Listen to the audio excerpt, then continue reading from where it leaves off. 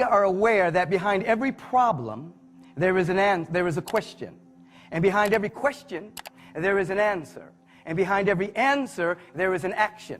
And behind every action, there is a way of life. Every problem is an emblem of some internal opinion or point of view or perspective that is not in harmony with the fundamental order of the universe. So every problem that we're having is actually forcing us to ask a question. When you ask the right question, an answer will emerge in a language and in a way that you will understand. And when that answer emerges, it will pull you into an activity, an action that will ultimately birth a way of living, a new environment, a whole way of being in your own life and the life of those individuals that that you're working with. And so I'm going to go through that again because I didn't bring the handout because I went from LA to Austin to here. But behind every problem, there is a question. Behind every question, there is an answer. Behind every answer, there is an action. Behind every action, there is a way. So take prosperity just as an example. You're going through a cash shortage in your individual life, and you're asking, why me? Why am I broke again? Why don't I have enough money? Those particular questions will lead you down the wrong path. They won't be inspiring. They won't be uplifting. They won't be healing. They won't be guiding. And so you ask, what is the nature of prosperity? What is its nature?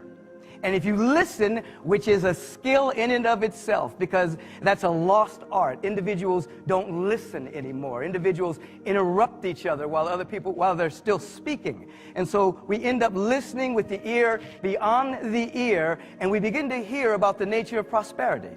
We begin to hear that we live in a field of plenitude and abundance. We begin to hear that scarcity is a mindset that leads to incorrect actions. We begin to hear that we're surrounded by an infinite good, and it begins to strike us in our core. After we hear the answer, it begins to give you an answer, an action. And that action has something to do with generosity, something to do with giving, something to do with circulation. Give something. And the mind says, well, wait a minute. I'm asking this question because I don't have anything. I'm asking the question because I'm broke. I'm asking the question because I have a lack. And so the answer will come back again. I didn't say give money. It's the field of abundance, the field of prosperity is infinite. Give what you got. Give a smile. Support someone. Help someone, as we've heard about here today. And when that becomes a way, when that begins to shift our way of thinking, then what happens? The universe floods you with the opportunity to see possibilities, opportunities, guide you into right action because you're thinking from an expanded paradigm. You're thinking from how can I serve? How can I give? How can I share? How can I contribute? Rather than why don't I have something? You begin to think, I am here to be of service, and so the universe, which is trustworthy, never compromising its nature, never contradicting itself, begins to flood you with ideas, flood you with motivation that allows you to be more you. We begin to ask the right question. Now, in terms of that work that you're doing, in terms of what I call work play, and that's the attitude we have to have when we're dealing with our staff, we're dealing with our employees, we're dealing with our businesses. The attitude must be the consciousness of work play. You must have the same awareness that you had when you were playing a game in which you weren't seeking to win the game, but you were just so involved in playing that creativity emerged from that space because you weren't tightening up and contracting because you were trying to win it. You were just in the moment so that spontaneous goodness and creativity could just take over. And so this opens up the space for us to catch a higher vision of what's possible in our life and what's possible in the endeavors that we're called to do. And so one of the strategies that we have, that when we work with different boards, when we go out around the world, is we have the vision process in which we ask empowering questions. We ask, what is the vision that's trying to emerge in this particular business? What's the vision that's trying to emerge in this particular department? What is the vision that's trying to emerge in my own life? Again, with deep listening, you'll begin to hear, intuit, feel, sense that which is trying to bubble up, and you'll learn to articulate this vision. You'll learn to feel into it. You'll learn to feel into the possibility, as we heard the earlier speaker say. You'll learn to feel into it, and then you'll ask, what must I become in order to manifest what I'm now beginning to catch?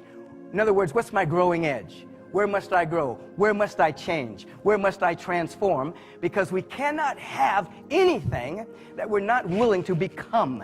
We can't have anything, and you've all been through probably many strategic plans. You've probably been through many consultants that come in, and unless there's a fundamental shift in our becoming, unless there's a fundamental shift in our willingness to change and become something different, every change will, every movement will be merely cosmetic. And so we ask ourselves, what must we become in order to manifest this vision that we're now beginning to articulate? So there's vision, and then there's becoming. And then we ask the next question. What do I already have that can be in service to the vision that I'm beginning to articulate? What do I have already? What's in my house? What resources? What gifts do I already have? So instead of thinking from lack and not having, we're thinking about what is it that I already have that can now serve this vision on the edge of our becoming, on the edge of our transformation, on the edge of our becoming more ourselves. And then we dive into the feeling tonality of willingness. There is no change in any environment unless there is a deep willingness. A yielding and allowing. We can plaster the wall with vision and possibility, but unless in our gut there becomes a deep and an abiding willingness to change, to shift, then everything is for naught. And so what we do in our practice is we absolutely stop. And as Eric invited you to stop and get a feeling of who you trusted, to get a feeling of trustworthiness, to get a feeling of who you trust and what trust feels like, we stop and we get a sense of what willingness feels like. We think about the moments in our life in which we were willing to go for it. Willingness to do something that we had never done before. Willingness to be different. And we feel into that willingness, and we engage the yes within us. We engage that vitalizing yes.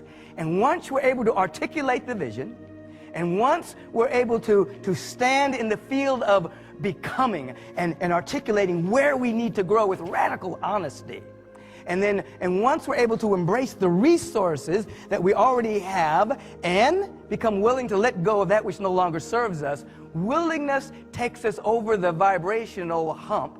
And there's an energy of the universe that compels you then into right action. You begin to speak and talk about a possibility. When I was doing my PBS special and moving people through the vision process, of which we've gone through in short as just a quick hitter, I invited people to go home and at least for an hour of day, turn off the television, gather your family together or have friends come by, and tell a vision.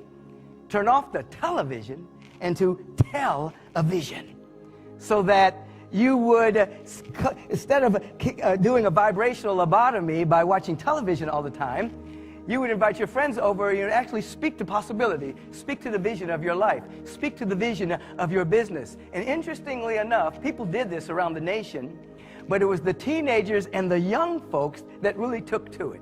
They started turning off the television, meeting at different places, and telling visions for their life. And they started emailing me about the great projects and the great possibilities and the great things that they were doing to change the world, to change where they were living, because they stopped, listened, and began to tell a vision and then live in the potential and the possibility based on the articulation of the vision that was arising. Now, we heard earlier about the quadrant of possibility. And the quadrant of possibility is extremely important in terms of moving the needle from impossibility thinking into that which is possible and that which can possibly manifest in your life. What's happening here at this magnificent conference is that you're creating a field of possibility, a field that is as rich and as real as magnetism, as rich and as real as gravity. You can't see those fields, but they affect you. You've come in here for a period of time to be entrained in a field of possibility of where you can change.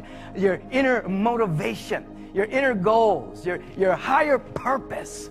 So that in that field, via the articulation of vision, via the willingness to become more of your real self, via embracing the resources that you have, via letting go that which no longer serves you, accepting a deep, vitalizing willingness, staying out of scapegoating and complaining, you're creating a field that will begin to move and guide you in a language and in a way that you can understand.